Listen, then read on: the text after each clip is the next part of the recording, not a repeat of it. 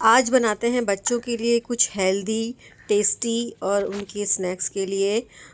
तो आज हम बनाएंगे ये ड्राई फ्रूट्स चिक्की। बहुत ही टेस्टी होती है, बच्चों के लिए बहुत हेल्दी होती है और कुछ ना कुछ बच्चों को भूख लगती रहती है थोड़ी थोड़ी देर में, और उनको स्कूल से आने के बाद भी कुछ हमें देना होता है। तो ये बहुत अच्छा ऑप्शन है। तो चलिए उसे बनाना हम सीखते हैं।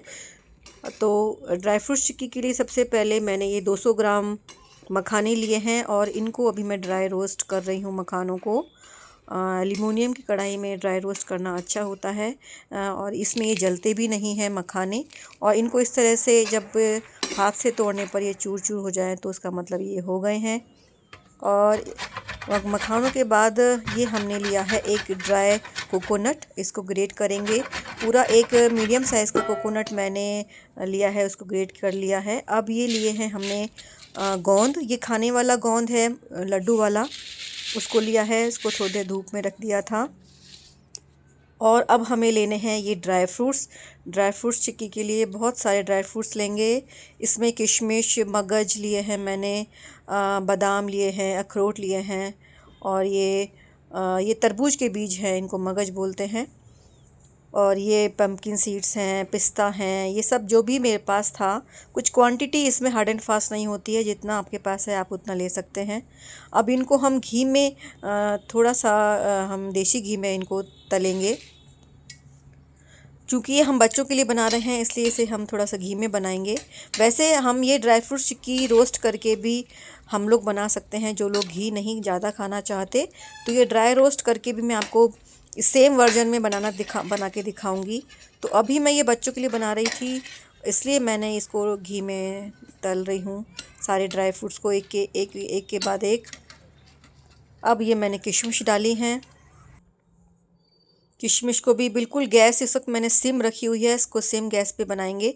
गैस थोड़ी सी भी तेज़ होगी तो वो जल जाएंगे सारे ड्राई फ्रूट्स। इसको बिल्कुल मध्यम गैस पे हम बना रहे हैं, उनको तल रहे हैं एक के बाद एक। अब हम इसमें डालेंगे मगज, तरबूज के बीज, इसको भी हम घी में तलेंगे थोड़ी सी देर के लिए। हल्का सा हम इसको जस्ट ब्राउन नहीं करना है, कुछ सेकंड्स के लिए इसको घी में डाल के हल्का सा इसको आपको भूनना है। और इसमें मैंने तरबूज के बीज भी साथ में ही डाल दिए थे और पिस्ता भी। अब हमने डाले हैं काजू और अखरोट, इसको भी बहुत थोड़ी देर के लिए सिम गैस पे हमने तल लिया। अब हमने लास्ट में डाला है ये बादाम को भी थोड़ी देर के लिए बस घी में हमें तलना है। ज़्यादा घी नहीं लेंगे क्योंकि एक बार घी गर्म होने के बाद मैं उसको दोबारा यूज़ नहीं करती हूँ, तो बेकार में वेस्ट क्यों करना है। इसलिए बहुत अगर ज़रूरत हो तो आप आधा एक चम्मच और डाल सकते हैं, जैसे जैसे अगर आपका घी ख़त्म हो जाता है तो। मैं उन्हें डीप फ्राई नहीं कर रही हूँ। और ये हमारे थोड़ी देर हमने बस बादाम भी तल लिए हैं और इसे हम निकाल लेंगे।